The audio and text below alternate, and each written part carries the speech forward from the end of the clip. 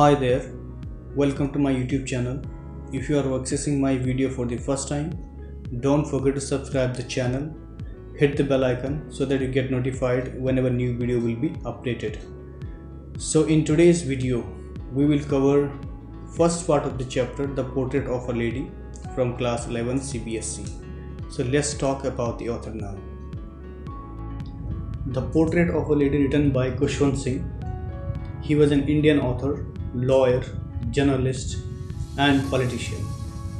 His experience in 1947 partition of India inspired him to write Train to Pakistan in 1956, which became most well-known novel. He has won the Padma Bhushan, and Punjab Ratna award. So let's go over the overview of the chapter now. The portrait of a lady, that means a picture of a lady. In this lesson, the author is describing his grandmother and used different thoughts and words for her as he had very good bond with his grandmother. So each and everything he is describing in this chapter, how was the relationship between grandmother and grandson. So let's begin with the first paragraph with line by line explanation.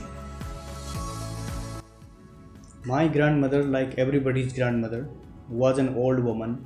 She had been old and wrinkled for the 20 years that I had known her. So he is writing here that my grandmother was an old woman like others, and she had a wrinkled face as I known to her for the last 20 years. As his grandmother became old and her skin almost shrunk, and she had some wrinkled face for the last 20 years. People said that she had once been young and pretty and had even had a husband, but that was hard to believe. So here author is saying that people said that she was so pretty when she was young lady and she had a husband. That means she was a married woman and she was so beautiful and attractive. But that was hard to believe to him. That means he can't believe on her prettiness because for the past 20 years she had a wrinkled face and she had a wrinkle on her face as the author known to her for the last 20 years, and she had a same face and leading her life without husband. My grandfather's portrait hung above the mantelpiece in the drawing room. He wore a big turban and loose-fitting clothes. So he's saying here that my grandfather's portrait hung above the mantelpiece. That means he's saying that there was a picture of my grandfather hung above the mantelpiece. Mantelpiece refers to hearthstone. That means a space above the fireplace inside the room. And his grandfather used to wear a big turban and loose fitting clothes, so that kind of portrait was there of his grandfather above the mantelpiece. His long white beard covered the best part of his chest and he looked at least 100 years old. So here author is saying his grandfather had a long white beard that had grown a very long beard and it covered most of the part of his chest, and he looked at least 100 years old. So his grandfather was looking very old as per the portrait. He did not look the sort of person who would have a wife or children. He looked as if he could only have lots and lots of grandchildren. So here he is saying that he did not look like a kind of person who would have a wife or a children. That means he was looking so old and it is so hard to believe that he would have a wife or children. So his grandfather looks so old, so he was thinking that he could have lots and lots of children. As for my grandfather being young and pretty, the thought was almost revolting. She often told us of the games she used to play as a child.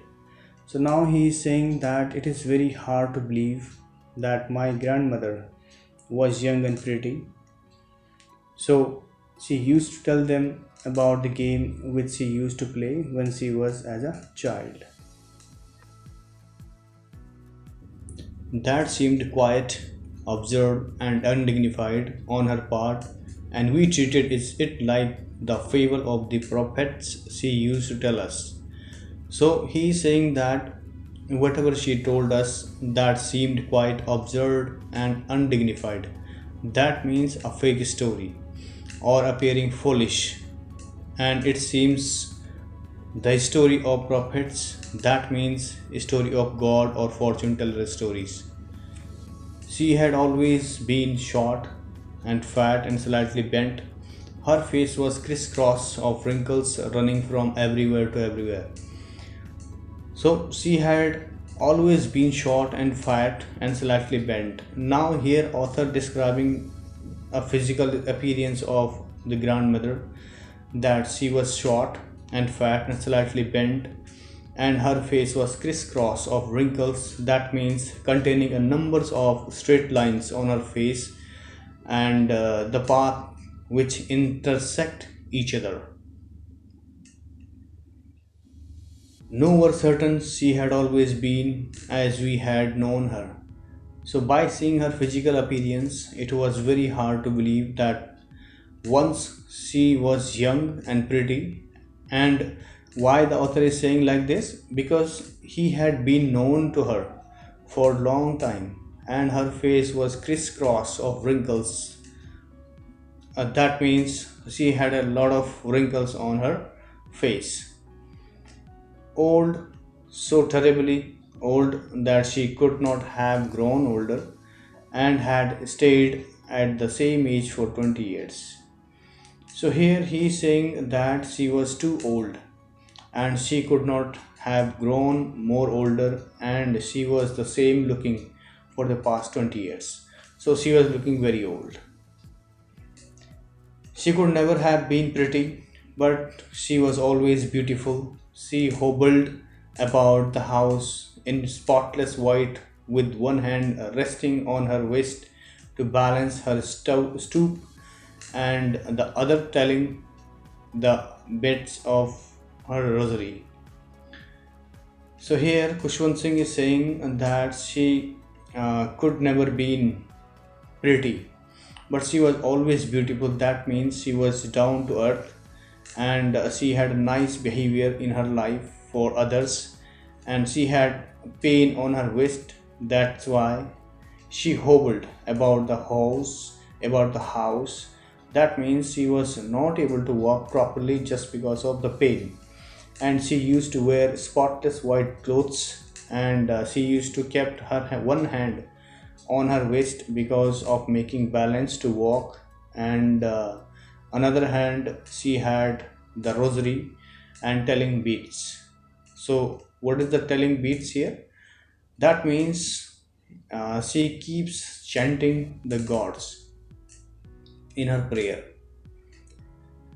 Her silver locks were scattered untidily over the pale, puckered face, and her lips constantly moved in inaudible prayer.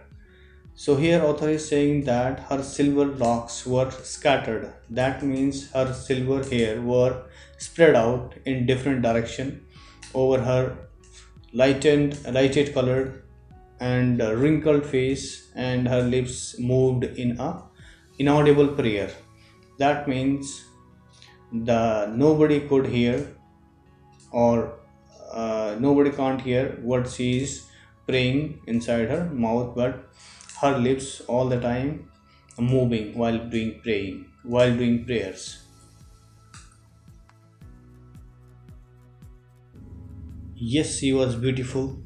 She was like a winter landscape in the mountains, an expanse of pure white serenity, breathing peace and contentment. So here he is saying that yes, grandmother was so beautiful, and she like a winter landscape in the mountains. That means when you look at her, you will feel she is the white landscape as like as mountains with snow. That means he is comparing her grandmother with snow covered mountains, and saying that when you at look When you look at the portrait of the grandmother, it shows peace, calmness, and satisfaction. My grandmother and I were good friends. My parents left me with her when they went to live in the city, and we were constantly together. So he's saying that I was one of the best friend of my grandmother, and we had a good bond, and my parents left me with her when they went to the city, live into the city, live in the city. So from that day we were living together. So as he was living with his grandmother, so in this way he had a great relationship with her, with his grandmother. She used to wake me up in the morning and get me ready for school. So the grandmother used to woke him up every day or every morning, as the author used to go to the school every day and help him to get ready for the school. She said her morning prayer in a monotonous sing song while she bathed and dressed me in the hope that I would listen and get to know it by heart. I listened because I loved her voice but never bothered to learn it. So here author is saying that every day she used to keep on singing the prayer when she used to give me bath and dressed me up for the school, and he's saying that I keep on listening to her prayers because I love to hear her voice, but I never try to learn it and never bother to go in the deep to understand what was all about the prayer. Then she would fetch my wooden slate, which she had already washed and plastered with yellow chalk, a tiny ether ink pot, and a red pen, tie them in a bundle, and hand it to me. So afterwards, she used to fetch my wooden slate. That means slate in which children used to write in the beginning, and she used to wash and plastered his slate with yellow chalk ready, a tiny ether ink pot, that means a small pot for holding ink, and a red pen, and she used to tie them all in a bundle and hand it over to me whenever I used to go to the school. After breakfast of thick stale chapati with a little butter and sugar spread on it, we went to school. So he used to have chapati in the morning. That chapatis are thick and stale, that means heavy in size and no longer fresh, with a little butter and sugar spread on it. Then he used to go to the school. So that kind of breakfast he used to have. She carried several stale chapatis with her for the village dogs. So while going to the school, his grandmother used to carry chapatis with her to feed street dogs. My grandmother always went to school with me because school was attached to the temple. The priest taught us the alphabet and the morning prayer. So why did the grandmother go along with him every day? Because the school was nearby the temple, and she used to go to the temple for the prayer every day. So there was a priest who taught them the alphabets and the morning prayers, and the priest used to teach children. While the children sat in a row on either side of the veranda, singing the alphabet or the prayer in the chorus, my grandmother sat inside reading the scriptures. So while the children were learning what the grandmother used to do, she used to do sit inside the temple and read the scriptures. That means she used to read a holy books. When we had both finished, we would walk together, walk back together. So here the author saying that after school we came back to home together, or we used to come back to home together. This time the village dog would meet us at the temple door. They followed us to our home, growling and fighting with each other for the chapati we threw to them. So here author is saying that as they were returning back to home, the village dogs would meet us at the temple as dogs were waiting for chapati, and all because his grandmother used to feed the dogs, and they were growling and fighting with each other for the chapatis when we threw to them. That means when they threw them chapati, they were fighting to get the chapati. When my parents were comfortably settled in the city, they sent for us. So when his parents comfortably settled means they settled there in the city, they called him to come there in the city to live with them. That was turning point in our friendship. Although we shared the same room, my grandmother no longer came to school with me. So when his parents called him back to the city, that was the turning point in their friendship. That means the great change in their friendship between grandmother and grandson. When they went to the city, they had a same room. That means a grandmother and the author had same room to live. But he's saying that his grandmother no longer to came to school with me. That means grandmother did not go with him to the school as he used to go earlier. I used to go to an English school in a motor bus. There were no dogs in the street, and she took to feeding sparrows in the courtyard of our city house. So here he is saying that he used to go to school by a school bus. So his grandmother started feeding sparrows instead of street dog in the courtyard. Courtyard means front space of the house in the city house. As the years rolled by, we saw less of each other. For some time, she continued to wake me up and get me ready for school. So he is saying here that the years rolled by, that means year after year, they rarely met each other or see each other, and for the time of period, she used to wake me up and help me to get ready for the school. But now she was busy in feeding sparrows and did not come to wake me up. When I came back, she would ask me what the teacher had taught me.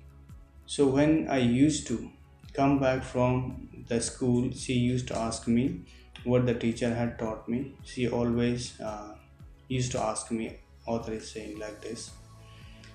I would tell her English words, the little things of Western science and learning, the law of gravity, Archimedes' principle, the world being round, etc. This made her unhappy. She could not help me with my lessons. So author is saying that he would tell her about the English words. That means he used to tell her whatever he had learned from this school, and just like that the Western science and learning the law of gravity. So what does mean that? It means it's all about the science and what's happening around the world in terms of science and discoveries, and this thing make her unhappy because she don't know English and she could not help him in his learning. She did not believe in the things they taught at the English school and was distressed that there was no teaching about God and the scriptures. So here author is saying that she did not like English school because there were no teaching about God and scriptures. So she was feeling very sad and distressed about whatever they taught him in English school. One day I announced that we were being given music lessons. She was very disturbed. So one day he announced that we were being given music lessons. That means he is being taught music. After hearing this, she was very disturbed. That means she did not like music taught to her grandson. To her, music had lewd associations. It was the monopoly of harlots and beggars and not meant for gentle folk.